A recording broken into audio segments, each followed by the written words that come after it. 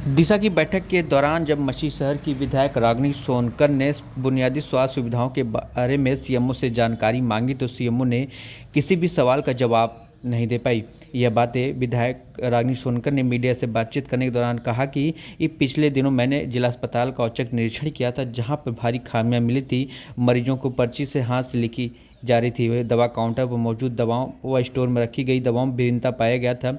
कितने मरीज रेफर किए गए उसका डाटा आज तक नहीं मिला, जिसको लेकर हमने निर्देश दिया है कि जल्द से जल्द वह डाटा उपलब्ध कराए, जिससे कि जानकारी हो सके। विभाग को लेकर के आपके द्वारा कुछ दिशा निर्देश दिए गए हैं, किस तरह के दिशा निर्देश थे और क्या आपको क्या लग रहा है किस तरह से स्वास्थ्य महकमा काम कर रहा है यूपी में? देखिए, आज दिशा की बैठक थी जिले की, तो सर्वप्रथम जो दिशा बैठक में अधिकारियों के द्वारा जवाब आए, पहले उसे ही बताऊंगी मैं कि सर्वप्रथम जब सीएमओ मैडम ने जवाब देना शुरू किया तो वो बताती है कि हमारे पास हैंड्स नहीं है, हमारे पास डॉक्टर्स नहीं है, पैरामेडिकल स्टाफ नहीं है।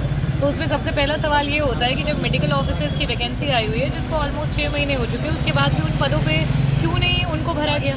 तो उसके रिकॉर्ड्स भी प्रॉपर तरीके से नहीं दिए गए हैं, जिसको मैंने लेटर के माध्यम से रिटर्न में मांगा हुआ है। अपार्ट फ्रॉम दैट, जिले का निरीक्षण किया था जिले अस्पताल का, वहाँ पे अभी भी हमारे पास कोई कंप्यूटर और सॉलिडिफाई वे से रजिस्ट्रेशन की कोई प्रक्रिया नहीं है।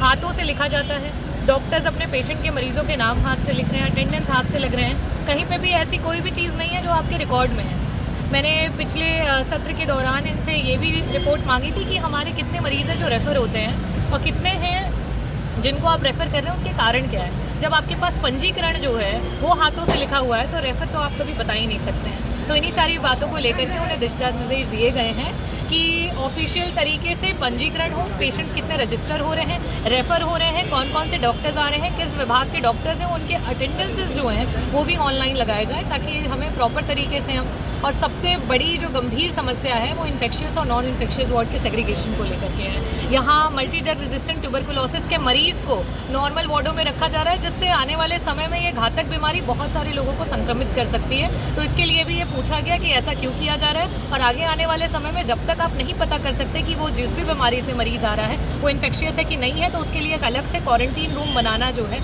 और उसको मैनेज करना, ये जिम्मेदारी है विभाग की और इसको इन्हें करना चाहिए। क्या उनके जवाब से आप संतुष्ट हुई? जी, बिल्कुल भी संतुष्ट नहीं है, और उनके पास जवाब थे भी नहीं, क्योंकि वो तो पूरी कार्यवाही में आ गया। That will be on return, और अगर आप लोग मांग करेंगे तो वो मिल भी जाएगा। तो एनी हाउ मुझे ऐसा लगता है कि जवाबों को प्रॉपर ना दे पाना कहीं ना कहीं उनकी रिस्पॉन्सिबिलिटीज़ को अनदेखा करना है। मैम, आप लगातार हाउस में भी इस तरह के क्वेश्चंस पुट अप कर रही हैं, लेकिन जो आपको ज़मीनी हकीकत दिख रही है वो किस तरह से आपको नज़र आ रही है? देखिए, ज़मीनी हकीकत ये है कि जो सबसे बड़ा बजट के साथ स्कीम जो जल जीवन मिशन चल रहा है, धरातल पे उसका कोई सर पैर नहीं है ना। अगर कहीं टंकियाँ बनी हैं तो उसकी पाइपलाइंस नहीं बिछी हैं, कहीं पाइपलाइन बिछी है तो वहाँ पे नल नहीं लगे हैं, और अगर कहीं पे पूरी तरीके से फंक्शनैलिटी हो चुकी है तो वहाँ के पंप जल जा रहे हैं, और उन पंपों को सही करने में 15-15 दिन लग जा रहे हैं। और ऐसी अवस्था में पूरी की पूरी ग्राम सभा में हाहाकार मच रही है। तो ओवरऑल जो है, अगर हम बड़ी बड़ी स्कीम्स हैं उनकी बात करें तो वो धरातल पे धाराशायी है, तो छोटी स्कीम्स जो हैं उनकी तो अवेलेबिलिटी के बारे में हम डिस्कस ही नहीं कर सकते। Thank you ma'am.